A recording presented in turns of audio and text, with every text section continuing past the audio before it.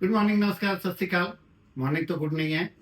बाजार खुलते ही 4000 Sensex negative, Nifty 1200 के करीब, मिड कैप 6% के करीब, स्मॉल कैप 10%।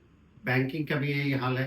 पूरे ग्लोब में सब जगह त्राहिमाम मचा हुआ है, हाहाकार मचा हुआ है। कोई भी मार्केट 6-7% से कम डाउन नहीं है, चाहे वो सिंगापुर निफ्टी हो, चाहे डो जोन्स हो, चाहे नेस्डेक हो, चाहे जापान की इक्विटी हो, चाहे चाइना की हो, सब डाउन है। थर्सडे और फ्राइडे में यूएस में 5 ट्रिलियन की मार्केट कैपिटलाइजेशन वैल्यू साफ हो गई। फिर भी अगर ट्रंप साहब को लगता है कि ये वहाँ की जनता के लिए बहुत अच्छा कर रहे हैं, तो ये फुलिशनेस है, बेवकूफ़ी है या बुद्धिमानी, ये आने वाले समय ही बताएगा। अमेरिका में भी प्रोटेस्ट शुरू हो गया। वहाँ भी लोग कहने लगे हैं, ट्रंप साहब और मस्त साहब हमें माफ़ कर दें, हमें हमारे हाल पे छोड़ दें। जब से टैरिफ लगा है, काउंटर अटैक होना शुरू हो गया है। चाइना ने वापस 34% की टैरिफ काउंटर टैरिफ लगाया है। तो क्या ये इकोनॉमी के लिए अच्छी बात है? आज हम लोग चर्चा करेंगे। थोड़ा सा ब्रीफ करूंगा कि टैरिफ कितने कितने परसेंट लगाया है, उसका इम्पैक्ट 3-4 दिन बाजार में क्या देखने को मिला, आगे मुझे क्या लगता है कि कैसा रहने वाला है, या टैरिफ में अगला पड़ाव क्या है, नेक्स्ट स्टेप क्या है। डॉलर थोड़ा सा वीकेंड हो गया था। अब मैं बात करता हूँ इंडिया की। इंडिया में उनका कहना है कि टैक्स बहुत ज़्यादा लगाते हैं इंडिया। मुझे एग्जैक्टली नहीं पता, लेकिन स्टील बहुत सारे प्रोडक्ट में, चाहे कार हो चाहे वहाँ की विस्की हो, उस पर 100% से ऊपर की टैरिफ है। ये इंडियन गवर्नमेंट ने इस चीज़ को रियलाइज़ किया और अपने बजट से लेके अभी तक बहुत सारे आइटम में उन्होंने रिड्यूस किया या रिड्यूस करने की वादा किया। अभी लेटेस्ट न्यूज तक ये खबर आई है कि 50 छोटे छोटे देश इंक्लूडिंग इंडिया जो यूएस गवर्नमेंट के टच में हैं कि हम लोग अभी रिड्यूस करने वाले हैं अपने टैरिफ को, आप भी अपने टैरिफ को रिड्यूस कीजिए। वियतनाम ने यहाँ तक बोल दिया है कि हम लोग 0 तक कर देंगे। अब पिछले थर्सडे को और फ्राइडे को क्या हुआ? थर्सडे रात, फ्राइडे रात यूएस 12-13% उड़ गया, 5 ट्रिलियन उड़ गई वहाँ की इकोनॉमी। कोई भी शेयर, लार्ज कैप की बात नहीं कर रहा हूँ, mega large cap like Apple, Microsoft, इनकी बुरा हाल हो गया। वही हाल इंडिया में हुआ। फ्राइडे को त्राहिमाम मचा। अभी मंडे की सुबह बाजार प्री ओपनिंग सेशन में ही सेंसेक्स 4000 पॉइंट नेगेटिव था। खुलने के बाद थोड़ा सा रिकवरी आई। शेयर, अच्छे शेयर लोअर सर्किट पे लोअर सर्किट लगा रहे हैं। Small cap 10% down, mid cap 5-6% down, bank Nifty भी 6-7% डाउन। तो ये क्या इंडिया की छोटी सी जो एक्सपोर्ट है यूएस के साथ, उसकी वजह से हो रही? नहीं, ये एक तरह से न्यूक्लियर वार है, टेरिफ वार है। आज की वार बंदूकों से, गोलियों से, बारूदों से नहीं लड़ा जा रहा है। आज की वार टेरिफ से लड़ा जा रहा है। अब इसका इम्पैक्ट क्या होगा, जो मेरी समझ में है कि अभी आगे आने वाले टाइम में क्या होगा। जब से ट्रम्प साहब आए, उन्होंने क्लियरली इंडिकेट किया था कि मैं ये करने वाला हूँ। लोगों को लग रहा था कि शायद ये सिर्फ एक धमकी है, लेकिन 2 तारीख को उन्होंने क्लियरली 180 देश पे अलग अलग परसेंट, मिनिमम 10% और मैक्सिमम 54% चाइना पे, डिफरेंट कंट्री में अलग अलग रेट से टैरिफ लगाए, जिसकी वजह से भूचाल आ गई। चाहे वो यूएस की इकोनॉमी हो, यूएस का मार्केट हो, या इंडिया की हो। अब मुझे क्या लग रहा है कि आगे आने वाले टाइम में इन्वेस्टर को क्या करनी चाहिए। क्या सौदा बेच के निकल के जानी चाहिए, क्या म्यूचुअल फंड बेच देनी चाहिए, क्या एसआईपी स्टॉप कर देनी चाहिए, उस पर हम लोग चर्चा करेंगे। अब जब ये उन्होंने बोला 9 तारीख से टैरिफ लगाएंगे फाइनली, तो बहुत सारे देश, छोटे छोटे देश यूएस के संपर्क में हैं और बोल रहे हैं कि हम लोग रिड्यूस करने के लिए तैयार हैं, आप भी रिड्यूस कीजिए, इतना त्राहिमाम मत मचाइए। यूएस एक बहुत बड़ी इकोनॉमी, 75% के करीब वो मार्केट पे कब्जा है उनका। हम लोग तो एक छोटा सा देश है, हमारे जैसे छोटे देश, चाहे वो बांग्लादेश हो, श्रीलंका हो, पाकिस्तान हो, और या और छोटे छोटे देश है, इंडिया के हालत फिर भी बहुत बेहतर है। छोटे देश तो बिल्कुल रोस्ट हो जाएंगे अगर ये टैरिफ पे रुकावट नहीं लगाई गई तो, या बीच का कोई रास्ता नहीं निकाला गया तो। अब मुझे क्या लग रहा है कि आगे नेक्स्ट 15 दिन में क्या होने वाला है। मुझे ये लग रहा है कि आपस में एक बीच का रास्ता, एक समझौता किया जाएगा और धीरे धीरे टैरिफ रिड्यूस होके एक नॉर्मल पोजीशन, बट पहले वाली पोजीशन नहीं, वहाँ से थोड़ा सा ऊपर ही रहेगा, जिसके बाद सब नॉर्मलाइज हो जाएगी। लेकिन अगर ऐसा नहीं होता है तो यूएस नो डाउट रिसेशन की ओर 100% जाएगा। अब जब इतनी बड़ी इकोनॉमी रिसेशन में जाएगी तो उसका इम्पैक्ट चाहे वो इंडिया हो या अदर कंट्री हो जरूर पड़ेगा। लेकिन हमारी पोजीशन, जैसे क्रूड अभी $60 से नीचे चला गया, ये इंडिया के लिए बहुत अच्छी चीज़ है कि हमें कॉस्ट ऑफ बाइंग जो होगी क्रूड ऑयल की, वो हमें फायदे के सौदा रहेगा। डॉलर थोड़ा सा वीकेंड हुआ है और 10 ईयर जिसे यील्ड है, ट्रेजरी यील्ड जो वहाँ की है, वो सडनली 4.29 से 3.95 के करीब आ जाना, वहाँ पे $7 लाख से भी ज़्यादा पैसा यूएस ट्रेजरी में इन्वेस्टेड है।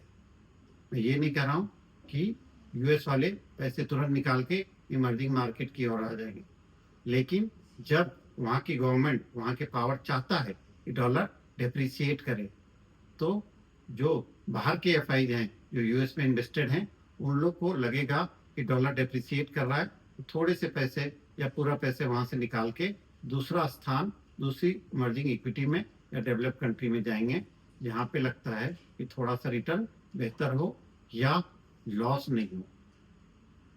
अगर वहाँ से पैसा निकलता है तो इंडिया की वैल्यूएशन अभी बहुत अच्छी सिचुएशन पे पहुँच गई है। अब अगर मैं बात करूँ इस टैरिफ की वजह से सबसे अच्छा जो सौदा रहा फायदा का, वो है टेक्सटाइल इंडस्ट्री की। टेक्सटाइल सबसे ज़्यादा कौन बनाता है? Bangladesh, India, China, Vietnam. अब ये तीनों कंट्री, वियतनाम, चाइना और बांग्लादेश पे इंडिया से ज़्यादा टैरिफ है, जिसकी वजह से इंडिया की कॉटन इंडस्ट्री वहाँ पे बेटर प्लेस्ड होगा, कंपटीशन ज़्यादा नहीं होगा। इसलिए हमने फ्राइडे देखा होगा जितने भी टेक्सटाइल इंडस्ट्री के शेयर हैं सब 5-6% ऊपर ही थे, जबकि बाजार करीब करीब 6-7% डाउन था। अब ट्रंप साहब को ये लगता है कि नाइकी का जूता वहाँ तुरंत बना लेंगे, तो ऐसा संभव नहीं है। अगर उनको लगता है फर्नीचर तुरंत सेटअप कर लेंगे या वहाँ बिजनेस मैन्युफैक्चरिंग इंटरनल कर लेंगे, तो ऐसा बिल्कुल नहीं होने वाला है। अगर उनको लगता है फार्मास्यूटिकल इंडस्ट्री तुरंत खड़ा कर लेंगे, अगर एक इंडियन कंपनी जो लार्ज कैप है वैसी कंपनी बनाने के लिए वहाँ पे 8 गुना से ज़्यादा खर्चा करना पड़ेगा, तो वहाँ के पब्लिक को ऐसे भी दवाइयाँ महंगी खरीदनी पड़ेगी। अगर एक दिन पहले बोल रहे थे कि शायद फार्मा को एग्जेम्प्ट रखा जाएगा इस कैटेगरी से, इसलिए थर्सडे को फार्मा के शेयर बहुत जंप हुआ था, लेकिन नेक्स्ट डे ही उनका ये स्टेटमेंट आती है कि फार्मा पे इतना सारा टैरिफ लगाएंगे कि लोग देखते रह जाएंगे। दूसरा दिन धड़ाम से सारे फार्मा के शेयर नीचे जाते हैं। तो ये आज की स्टेटमेंट उनका कुछ और होता है, कल का स्टेटमेंट कुछ और होता है, परसों उनका कुछ और होता है। वो किसी की बात नहीं सुन रहे हैं अभी। वहाँ की इकोनॉमी की हालत धीरे धीरे खराब होते जा रही है। अगर आप लॉन्ग टर्म, ये आपदा है या अवसर है, क्या ये एक फुलिश डिसीजन है या एक बहुत अच्छा डिसीजन है? अगर आप ट्रंप साहब का 30 साल 40 साल की हिस्ट्री को एनालाइज करते हैं तो हमेशा वो पॉलिटिशियन कम और एक बिजनेसमैन ज़्यादा नज़र आते हैं। उनको अच्छे से निगोशिएशन करना आता है। पूरे वर्ल्ड को अभी वो घुटने पे ले आए हैं कि मजबूर कर दिए हैं कि आप मेरी बात सुनो। अगर ये सही है यूएस जनता के लिए, लेकिन ये प्रोसेस गलत है। इतनी सडनली जो चीज़ इन्होंने कर दिया वो बिल्कुल गलत है। मैं ये नहीं कह रहा हूँ कि ये टैरिफ लगाना यूएस की जनता के लिए अच्छा नहीं है, लेकिन इसका जो प्रोसेस है इमीडिएट लगाना वो गलत है। आप 4-5% यूएस की जनता की भलाई करने गए थे, और यूएस में 40 से 50% लोग इन्वेस्टेड है म्यूचुअल फंड में, जिनकी या स्टॉक मार्केट में, जिनकी करीब 15% करीब कैपिटल उड़ गया। तो एक हाथ से आप लोगों की भलाई करना चाह रहे हो जिसकी परसेंटेज कम है, दूसरे हाथ में आप 50% जनता को दुखी कर रखे हो। क्या आपको लगता है कि फार्मास्यूटिकल इंडस्ट्री वहां तुरंत खड़ा हो जाएगा? आंसर होगा नहीं। क्या लगता है नाइकी जैसी या अदर गारमेंट्स की फैक्ट्री तुरंत खड़ी हो जाएगी? बिल्कुल नहीं होगी। अगर आप उनकी एक स्टेटमेंट आई थी, ड्रिल बेबी ड्रिल, इनका कहने का मतलब था कि हम लोग तेल यहीं बनाएंगे और पूरी दुनिया को हम लोग यहाँ से बेचेंगे। लेकिन अगर ओपेक की स्टेटमेंट देखते हैं लास्ट वीक में, तो उन्होंने बोला कि हम लोग अपना मई से अपना प्रोडक्शन डबल कर देंगे। अगर प्रोडक्शन डबल हो जाती है, डिमांड नहीं रहती है, सप्लाई इतनी जाती है, क्रूड ऑयल ऑलरेडी 60 के करीब है। इससे इंडिया का तो फायदा होगा, लेकिन दुनिया पूरी ग्लोबल स्लोनेस की ओर जा रही है, इन्फ्लेशन वहां बढ़ेगी। मैं कल एक रात को एक वहां के बिजनेसमैन का इंटरव्यू सुन रहा था। उनका कहना है कि ये डिसीजन लॉन्ग टर्म के लिए बहुत अच्छा है, लेकिन शॉर्ट टर्म में सब बर्बाद कर दोगे तो लॉन्ग टर्म में आपके साथ कोई नहीं होने वाला है। आज की टाइम में यूएस का कोई भी फ्रेंड नहीं है जो उनको सपोर्ट करे, और उनके डर से उनके साथ हो जाए वो अलग बात है। लेकिन अगर आप कनाडा, मैक्सिको, यूरोप सब उनके अगेंस्ट में आ गए। भारत या भारत जैसा देश, छोटा देश, जो उनके पास कोई और रास्ता नहीं है, तो इन्होंने अपनी टैरिफ को रिड्यूस करना ही है। लेकिन भारत की सबसे अच्छी बात क्या है, आज भी हमारी जीडीपी ज्यादा इम्पैक्ट नहीं होगा, 0.3 से 0.4 के करीब होगा। मैं ये नहीं कर रहा हूँ ये छोटा फिगर है, लेकिन ये बहुत ज्यादा इम्पैक्ट नहीं होने वाला है। इंडिया ऐसा देश है, 150 करोड़ की जनता है, यहाँ पे आधा से ज्यादा चीजें हम लोग खुद बनाते हैं और खुद खा जाते हैं। कंजम्पशन बहुत अच्छी है, जैसे चाइना का हाल। चाइना का इम्पैक्ट ज्यादा होने वाला नहीं है। अब क्या होगा, ये सेल्फ गोल कर दिए, अपने पैरों में कुल्हाड़ी मारने वाली कहावत है, सेल्फ गोल इन्होंने किया है। अब बाद में अभी आप सबको भगा दोगे, धीरे धीरे वर्ल्ड क्या हो रहा है, यूएस से शिफ्ट हो रहा है और चाइना की ओर जा रहा है। अब सुपर पावर चाइना अभी भी है, लेकिन धीरे धीरे वो सबको अपने साथ मिला लेगा, यूएस अमेरिका अकेला पड़ जाएगा। इस हालत में अगर जल्दी से निगोशिएशन नहीं होती है तो वर्ल्ड मार्केट क्रैक होगा ही होगा, एक वर्ल्ड परमानेंट शिफ्ट हो जाएगा। अभी इन्वेस्टर को क्या करनी चाहिए, न्यू इन्वेस्टर को थोड़ा सा वेट करनी चाहिए 10-15 दिन के लिए कि क्या चल रहा है आगे। अगर निगोशिएशन हो जाती है और सब चीज़ें धीरे धीरे सेटल हो जाती है तो इन्वेस्ट कर सकते हैं लार्ज कैप में और फार्मा में, और भी सेक्टर है जिस पे आप बैंकिंग में कर सकते हैं, बट पर्टिकुलरली लार्ज कैप में आप कर सकते हैं।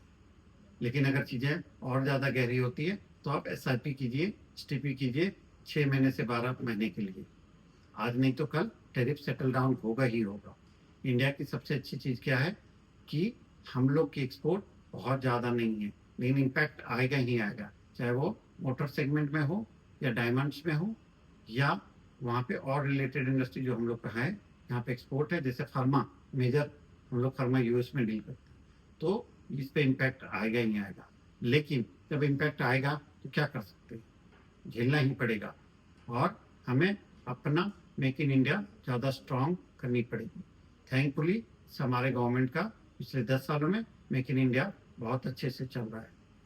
जिन भाइयों को अभी थोड़ी सी 10-15% की लॉस हो रही है, 20% की लॉस हो रही है, बिल्कुल पैनिक आके अपने पैसे को नहीं निकाले, चुपचाप से बैठे रहें, अपने पोर्टफोलियो को बिल्कुल मत देखें, मार्केट को बिल्कुल अभी मत देखें, क्योंकि ना ये आपके बस में है ना मेरे बस में है कुछ करने के लिए। हम लोग अभी पैनिक में आके अगर अपने फंड को निकाल लेते हैं, सोचते हैं थोड़ा तो बचेगा, ये पैनिक सिचुएशन है। लेकिन कल रख के यूएस गवर्नमेंट एक बड़ा पैकेज डिक्लेयर कर देता है तो वापस 4-5 दिन में सब रिकवर हो जाएगा जो पिछले 4-5 दिन में गिरा है। अभी इंडिया की रेट कट होना है 10 तारीख को, मॉनिटरी पॉलिसी। अगर रेट कट लग ही रहा है कि होगा, लिक्विडिटी आएगी, वापस बाजार धीरे धीरे रिकवरी होगी। अभी कॉर्पोरेट का रिजल्ट आने वाले हैं, तो इस पे कॉर्पोरेट में कुछ बैंकों की अच्छी रिजल्ट आनी चाहिए, साथ साथ कुछ और भी कंपनियां जिसके अच्छे रिजल्ट आनी चाहिए। पीछे जो 2 क्वार्टर से हमें बेहतर रिजल्ट देखने को मिलेगा। हम लोग का जीडीपी का नंबर अच्छा है, बेटर है। ये शॉर्ट टर्म में गिर रहे हैं हम लोग, क्योंकि पूरे ग्लोब गिर रहा है। ऐसे में हम लोग अछूते नहीं रह सकते। अगर आग पड़ोसी घर में लगा है तो उसकी चिंगारी मेरी घर में भी आएगी। इससे बिल्कुल ना घबराएं और अभी पैनिक होके बिल्कुल भी सेल ना करें, और थोड़ा सा वेट कर लें 8-10 दिन के लिए, उसके बाद से बाइंग शुरू कर सकते हैं। कोई भी इन्वेस्टर अपने स्टॉक को बॉटम पे नहीं पकड़ पाया है या टॉप पे नहीं सेल कर पाया है। हमेशा हम लोग एवरेज करके एक बाइंग करते हैं, तो बिल्कुल नहीं घबराएं।